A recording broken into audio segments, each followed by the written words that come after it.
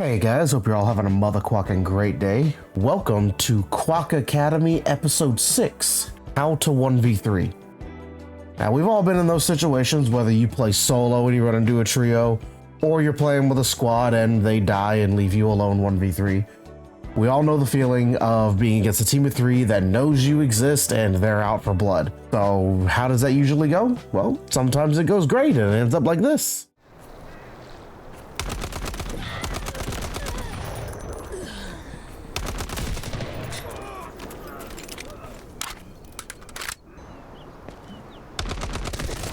Oh, another 3v1. Let's go.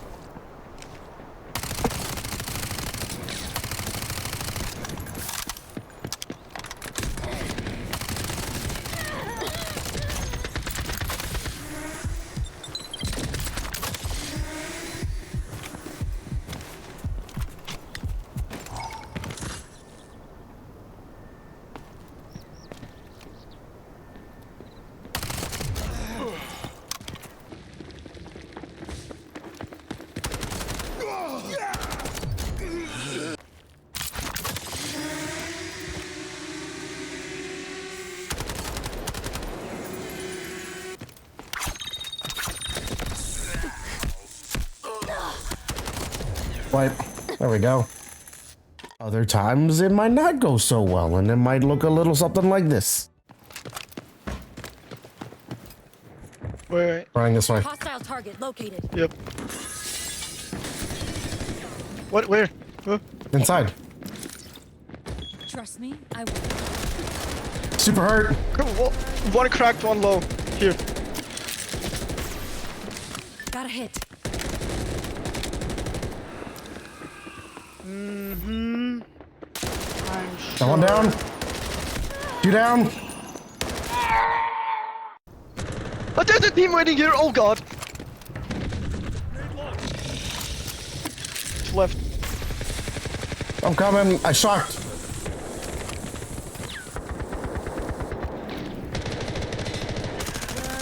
Got one killed. They're rezzing. Enemy right I there. know, I can't do anything about it.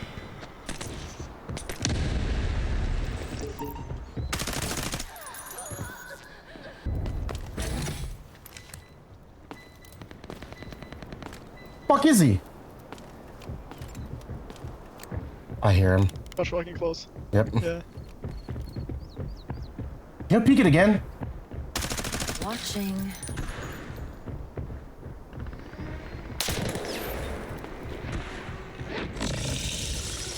Nice ult, nice ult, nice ult. That was a beautiful ult.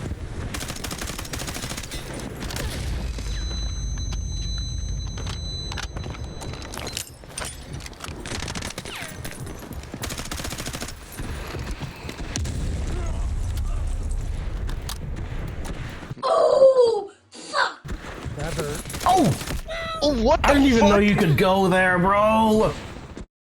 You can't win them all. That's just not how this works. But I'm going to show you today how you can win many more of them with the stuff in this video. And if you want to see stuff like this live, come join us on Twitch and maybe catch a YouTube live stream. I usually dual stream when I'm doing DeltaForce, but we also do variety content like Apex Legends, Borderlands, and lots of other stuff to come over on Twitch. So come hang out on either platform. But what we're going to do today is talk about why 1v3s are so hard beyond just the obvious, oh, herder, 3 is more than 1, so that means it's hard. We'll talk about why it's actually hard and why it puts so much pressure on you, and how to relieve that pressure through your decision making and kind of flip the script on the enemy team. After that, after we get that kind of cemented in, we'll analyze one of the fights where I did 1v3 from an absolutely horrible position, being trapped between 2 teams. Thankfully, I only ever fight one of those teams. But I do 1v3 it once I do fight them. And hopefully you guys learned some stuff through the fight analysis, as well as just kind of defining the aspects of a 1v3 and how to break it down and how to make it simpler on yourself. And I hope you enjoy. But first, I have something important to share with you. With the new season upon us, we have all sorts of new shiny things, like the new battle pass with all these juicy goodies, including a 2x3 safe box to shove all of your precious loot into. We have the new Hat Claw skin that I'm definitely not obsessed with. And, the coolest weapon skins locked into these Mando bricks. and absolutely unhinged collaborations like the Saw bundle. And you may ask, all of this costs so many Delta coins, Quokka. Ah, my young little marsupial friends, that's where the sponsor of today's video comes in. TOPUP Live, your place to top up on Delta coins cheaper and more efficiently. Just copy your in-game ID, use code MOTHER, like Mother Quokka, but just Mother. The Quokka part's implied, okay? And get a whopping 12% off minimum for your order. This works for all versions of DeltaForce, including Garena. Thank you to TOPUP Live for sponsoring this video, especially since I'm sick. And thank you, dear lovable and huggable viewer, for supporting the channel by watching this segment and using code MOTHER when you top up on your in-game currency.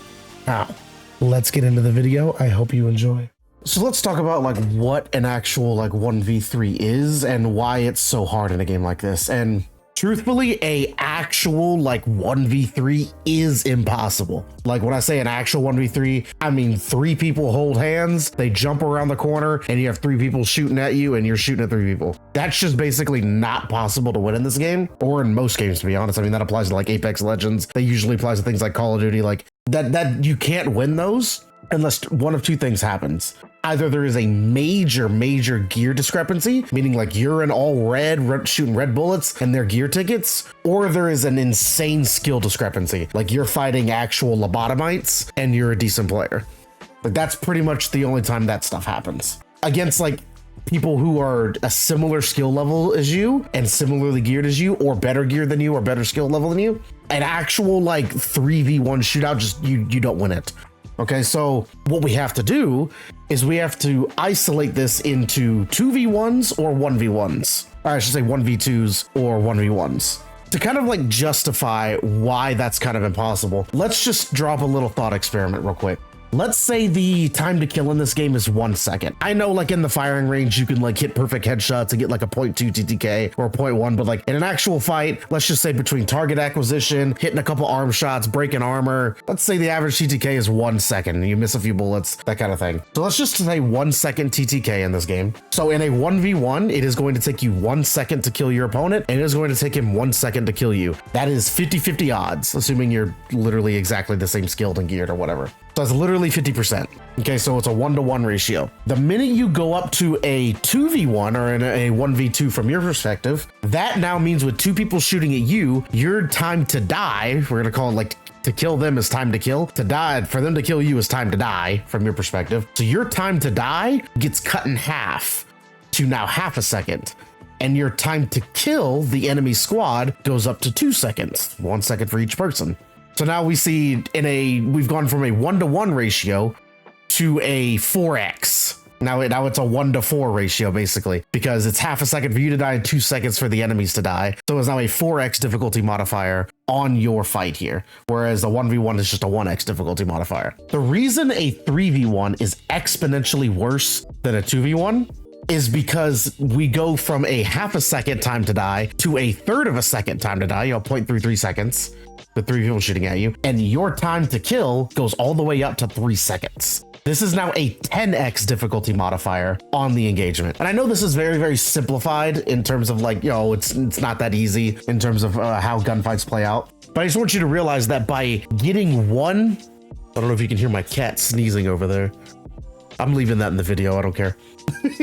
By taking it just down from a 3-person engagement, or you fighting 3 people, to taking it down to you fighting 2 people, you make it so much easier on yourself. Not to mention the fact that we have to worry about, maybe they're gonna res and things like that.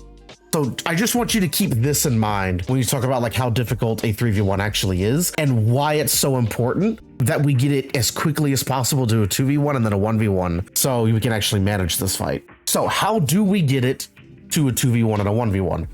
Well, we look at this flowchart that I made. Step number 1 is you have to get a pick. This can take a while. You're gonna see in the fight that we analyzed today, it takes a while for me to get this pick, but you have to get a pick. If you're unseen, this is obviously much easier to do. The hardest sorts of 1v3s are when you're actually in a squad, 2 of your members die for free, and then the other 3 members are now aggressive on you while you have to worry about potentially getting reses. That is the worst scenario you could possibly be in this game. As a solo, you actually have it easier, getting to choose your engagement and possibly get this pick a lot easier. But you have to get a pick. Catch somebody making a mistake, catch somebody not paying attention, reposition without them knowing. You have to get the pick. Now you have two options after you get the pick, because now you've made it into a 1v2. You can either, the most primo option, the better option of these two, is to play aggressive and get a quick second kill, because their buddy is going to be screaming, oh my god, it's a rat, oh my god, there's somebody right here, what the heck, he's over here, I just got killed. They're going to be screaming all sorts of call outs, and the other two guys are going to start sprinting to his location to get the last guy of the trio, or to get the solo that you are. They're going to be sprinting. So you play aggressive, you get up on them, you look at the angles they're probably going to be coming from, and you get the second down. That is the best way to take the 1v3, because now you're going to be in a 1v1 right after you get that quick second kill. If they don't play like idiots and they don't give you the free second kill by sprinting at you with all reckless abandon, then you're going to have to play the other way. You play slow to force a 1v1 when they try to res, because they're gonna want to get their buddy. So you play around the body, you reposition, and then when they do try to go for the res, whether they pick up the body or actually try to stick the res, it is now a kind of pseudo 1v1, because one guy's dead, the other one's resing, so there's only one guy with an active gun. So you can kind of force that 1v1. It's going to be a little bit more on their terms, but you can still force that 1v1, or at least stop the res with util or something like that. And eventually, once you get that second pick, either taking the 1v1 or just getting another natural pick or playing aggressive, you just take the 1v1 and win the 1v1. Now, you might be thinking, oh my gosh, this is a lot of steps. Yeah, no one ever said that 1v3ing a squad is supposed to be easy. This is obviously assuming that you've watched my other QuokkAcademies, and you can take 1v1s and you can take normal fights with relative confidence and relative high success rate. So, with that in mind, let's go ahead and kind of just kind of keep this little flowchart of mine. I'll reference it over time. Let's jump into, and I'll just play the 1v3. You can just watch it play out as it is. I'll cut out some dead time. I'm going to leave in as much as possible so it's educational, but I'll cut out some dead time. That way it's not just a waste of time. And then we'll go back and we'll analyze it. Okay? I'll see you guys soon. He may be dropping the Mandelbrick back there. He may not. Oh, well, he's moving around. He still got it. I got shot from behind.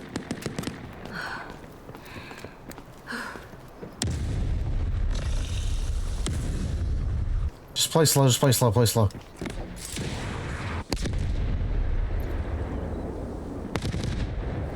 I got you if they push you. Get those out of you. Watch my crate. There's gonna be a guy in crates, so just watch crates. Okay. CI gear ticket.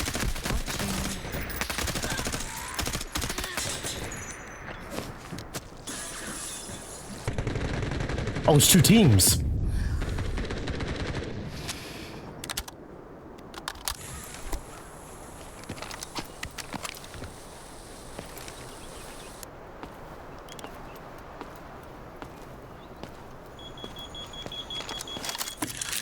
Trust me, I won't miss a beat. Hostiles detected. This is really bad. I'm in a fucking awful position.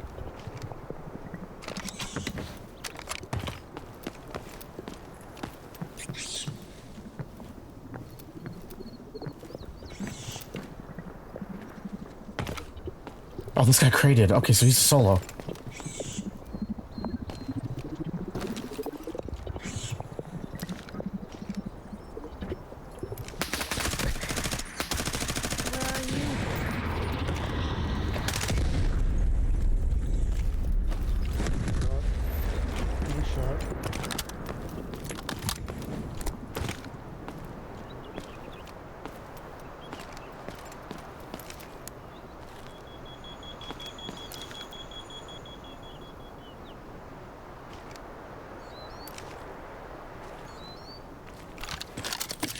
Watch out for ambushes. No more hiding.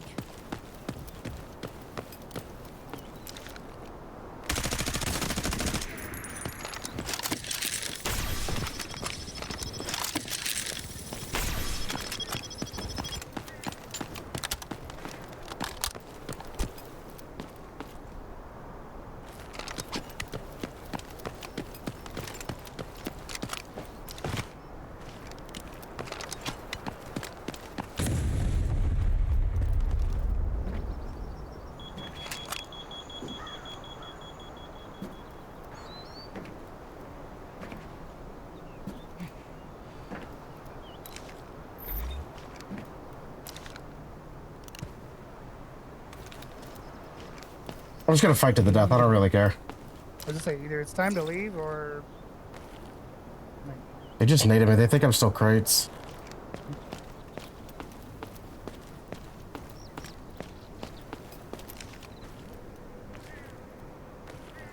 I'm fighting the clock on a Luna arrow. If they Luna arrow me, it's kind of cooked.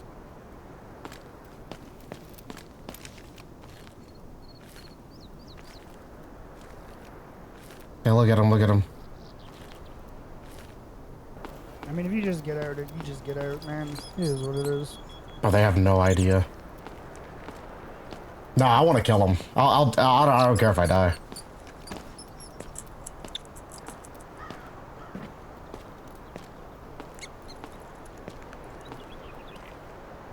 That was Prodigy, and then I'm just on the corner over there. You happen to see my gun. Shh.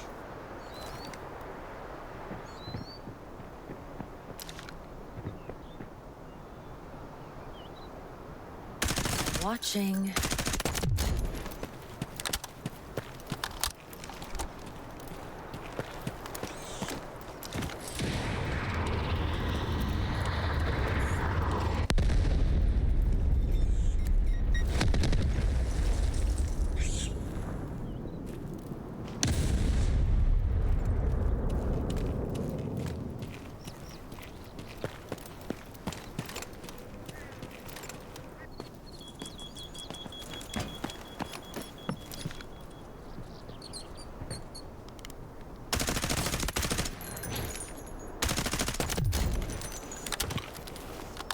Thank you for avenging me.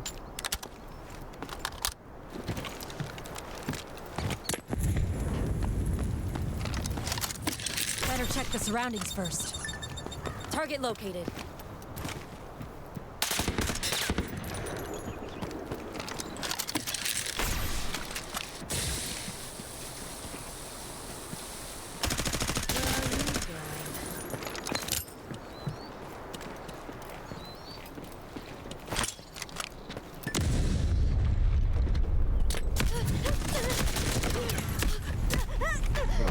No. Get fucked! Get absolutely fucked! And now Quokka is rich. Fuck you and your Molotov. Okay, so if you paid attention to the first part, understand the flow chart and all that, you kind of see what happened here. So at the very start, one of our teammates goes down and gets finished. He already died previously in a fight that raid, so it was just over for him. So there's no need to rush for that res. Then, unfortunately, my second teammate gets picked without me even seeing, like having line of sight on the person that picked him. And then I get aggressively peeked by another one of their members. So I'm under fire. I have one teammate on yellow and one team complete full dead. And then we notice when we open the map that the Mandelbrick team that we've been chasing this entire time is now pushed back up into crates. So I have a inkling of an idea that it's two different teams, but it could be two members sitting in admin and then one member going to the vault with the Mandelbrick. So it could be one team. After kind of toying around in crates, firing some arrows and stuff like that, I eventually hear them fight, confirm that it's two different teams, find the box of the solo that was carrying the Mandelbrick, and now I know that I'm dealing with a stack of 3 most likely. All right, so we still toy around a little bit. We look for some picks. Once I get some shots on people and notice that they're taking cover, I go for the cross. And as I get to the metal crate, we caps lock walk to make absolutely as little noise as possible, because they may hear me moving around on concrete, but if they hear me sprinting on metal or moving on metal, they'll know exactly where it is, and they'll be able to hear it from very far. So I sneak over there, I hear them miss a couple Luna arrows, and now I know that I'm in the clear to really make a play. So we look for the pick. We finally get it. Whatever, that's just how it is. We're taking angles, we're peeking a bunch of places looking for a pick. We finally got one. Cool. Now, playing aggressive for the second pick doesn't mean sprinting at them. I go and I take an aggressive angle looking for them to rotate to the body. They do just that. I get my second pick. Now it's a 1v1 with him under pressure for the res. Unfortunately, I can't get a res at this point. They had me locked down in crates and it just takes, sometimes that's just how it goes. But now I take the 1v1 and this is just a pretty simple fight. I do a little bit of a peek war. I get a couple shots on him and I don't give him time to heal. if we want to nitpick this fight, instead of peeking him through the little alleyway here, or whatever you want to call it, there's a jump up to get on top of these like pipes and stuff to my right. I could get up there, shoot down on him and win that fight, but that's not applicable in every single fight. So we'll just pretend that's like an impassable wall here for the sake of this argument. So I get a few steps on him, or get a few hits on him, and I nade just for pressure. I end up hitting the nade, which is nice, but I was just nading for pressure. And then once I hear him prime his Molotov, I know that I can kill him. Honestly, I should have killed him quicker than I did. I missed a few shots, but once I hear him prime the Molotov, I know he's dead. So I just have to get in there, kill him, and then get out of the fire before it burns me. And I do just that. So honestly, it's pretty simple when you boil it down to step-by-step process. I hope this video was helpful to you. And yeah, I love you all. Thank you so much for watching, and I'll catch you in the next one. Thank you all for watching. Likes, subs, and all that is always great, but I really appreciate you just being here and sharing in the fun and the memes with us. If you have any feedback regarding the video, memes, edits, audio, whatever, drop that down below. I take it all to heart, and it helps me make better content for you all in the future. Thanks again, have a motherfucking great day, and I'll see you soon.